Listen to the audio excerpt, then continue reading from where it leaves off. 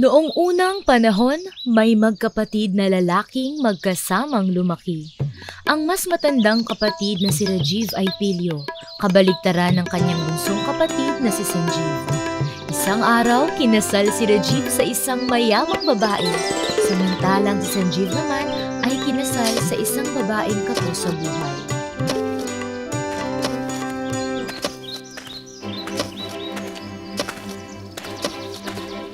Hoy kapatid! Alam mo ba na lilipat na ako sa mansyon ng asawa ko? Ha! Wag kang hihingi ng tulong ha! Sabi ni Rajiv at ito'y umalis na. Anong magiging hanap buhay natin ngayon, mahal? Itong bahay lang na tong meron tayo. Huwag kang mag-alala.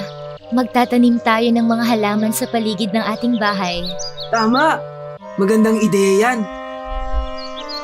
Kaya naman namuhay ang mag-asawa ng payapa. Isang araw, isang makulay na maya ang dumating sa bahay ni Sanjeev.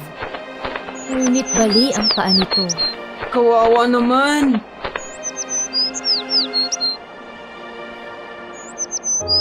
Sandali lang. Dadalhan ko siya ng mga gamot.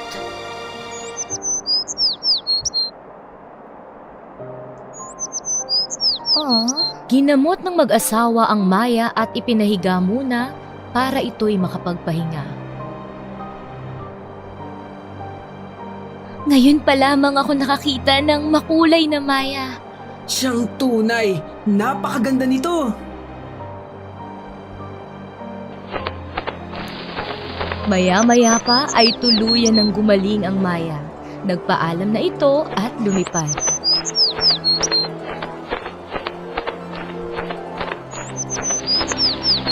Nang gabing iyon, nag-iwan ang maya ng maliit na bag. Mahal ko, may iniwan ng maya para sa atin. Mga buto ng kalabasa. Tara't itanim na natin sa ating hardin. Tinanim na nga nila ang mga ito at diniligan.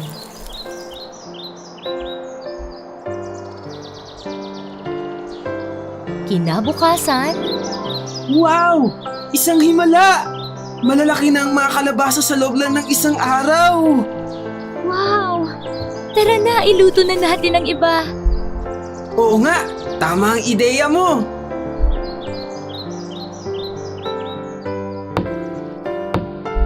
iniwan na ni Sanjeev ang mga kalabasa. At nagmadali silang buksan maging ang ibang mga kalabasa. Lahat pala ng mga ito ay naglalaman ng mga ginto at iba pang kayamanan. Dahil dito, sila ay yumaman. Nakarating ang balitang ito kay Rajiv at sa kanyang asawa. Hindi dapat ito mangyari! Inaatasan kita. Hanapin mo ang mahiwagang maya, putulin niyo ang paa at dalhin niyo sa akin.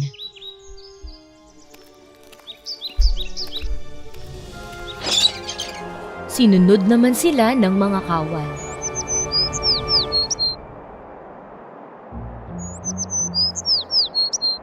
Nang makuha nila ito, naulit ang pangyayari.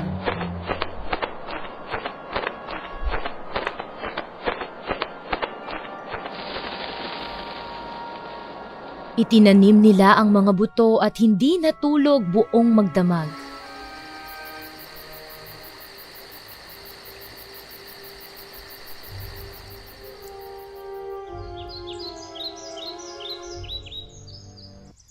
Kinabukasan, Mayaman na tayo! Mayaman na tayo! napasigaw si Rajiv sa saya. Pagkabukas ng kalabasa, sumingaw ang napakabahong usok at nasira ang lahat ng yaman nila. Naging mas mahirap pa sila sa daga. Kaya mga bata, anong inyong natutunan sa kwento? Tandaan, ano man ang iyong tinanim, ay siya mo ring aanihin.